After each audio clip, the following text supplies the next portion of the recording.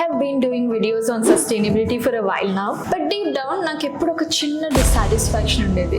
కొంతమంది నా ఫ్రెండ్స్కి కానీ రిలేటివ్స్ ఆర్ ఈవెన్ మా అమ్మకు కూడా నేను ఎప్పుడు ఏం చేస్తున్నానో సింపుల్గా ఎక్స్ప్లెయిన్ చేయలేకపోయేదాన్ని. I felt like the words I was using just were in part of the dictionary. But recently నేను ఒక సాంస్క్రిట్ లైన్ విన్నాను, యథే భూమి విఖానామి క్షిప్రం తదపి రోహతు మాతే మర్మ విర్మగ్వరి మాతే హృదయ మార్పిపం. And when I got to know the meaning of it, everything changed for me.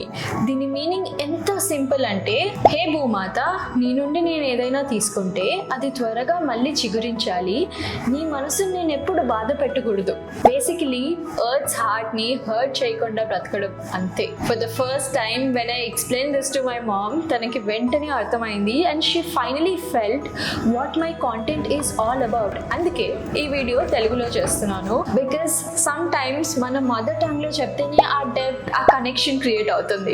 Also that one simple line has taught me sustainability is not a trend, it's just basic respect one should give for nature. It's so crazy how such an old line is still relevant even today, right? మనకు కావాల్సింది తీసుకోవడం తప్పు కాదు, కానీ earth కి recover అయ్యే time ఇవ్వాలి. It's that simple.